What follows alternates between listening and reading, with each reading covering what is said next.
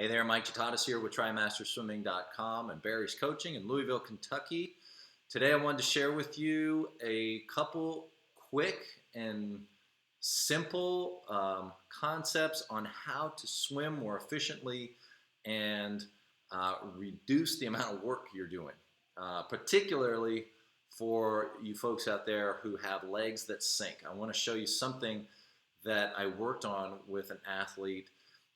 And so we're going to do a live here in a second. We're going to switch to kind of a live video analysis, if you will. So hope this helps, and we'll see you on the flip side. Take care.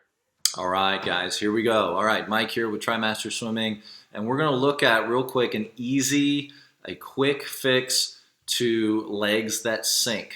Okay, now we're only going to talk for just a couple of minutes here. So I need to preface by saying our athlete that you're watching here, he's going to go on and he's going to incorporate what we worked on here into his practice routine, and he's going to go off and practice these things repeatedly over and over and over time. Okay, so yes, we're calling this a quick fix, but it doesn't happen. It can happen quick, but it does require follow-up practice. So that's my disclaimer. All right, so let's talk about what's going on here. So what we're looking at is some quick ways to swim or feel like you're swimming easier and increase your speed with virtually no effort, okay, or no training. All right, and the analogy to this is if you're a triathlete on the bike, you get yourself in aero position, you put on an aero helmet, you purchase an aerodynamic bicycle, all in hopes that you can gain a couple or a few miles per hour average without having to do any additional work.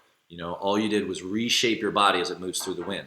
Well, that's through air and through the wind, and we're talking in water, which is approximately 800 times more dense than air. So just imagine how important aerodynamics is.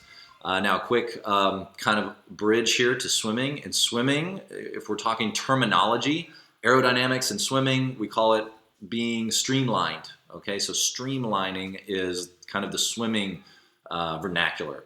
Aerodynamics, out in air. And then we have in the water what we call drag. In the air, we might call that wind resistance.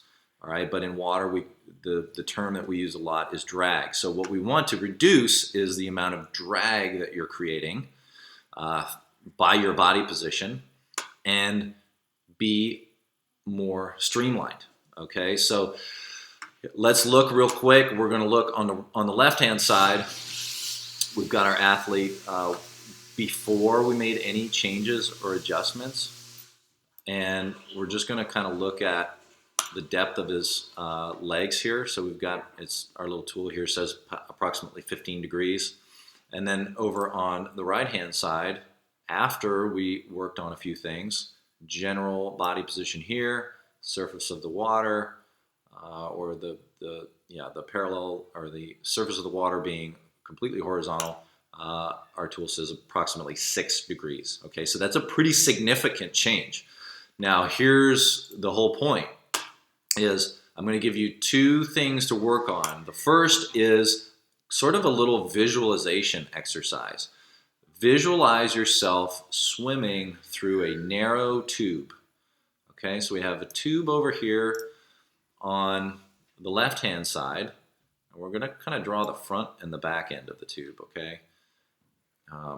Just to, kind of give some reference point. But look at the size of the tube, okay? So if you had water oncoming or swimming into the wind or the air, in this case the water. My tool's a little messed up. So here comes the water, right? Here's your surface area that you're pushing through the water. Compare that over here. Let's find our tube. It's definitely a little bit smaller. Now this foot may be outside of the tube a little bit, but that's okay. But generally speaking, we've got less mass that we're trying to push through the water, right? If these arrows indicate oncoming water. So that's the first thing. There's your analogy. Visualize yourself swimming through a narrow tube. That's being more streamlined. Now, what did we do to get our athletes' hips and legs up higher? Literally, it was not a complex thing at all. All we said was, look at his feet here. Whoops. All we said was, go ahead and swim a couple laps, and all I want you to think about is splashing your feet.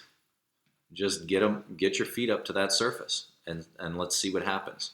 The result was, I'm just going to let this run. The result was he's swimming much, much faster on the right-hand side. Now he's doing some shorter repeats, some just 25s at a time, but he is moving so much faster.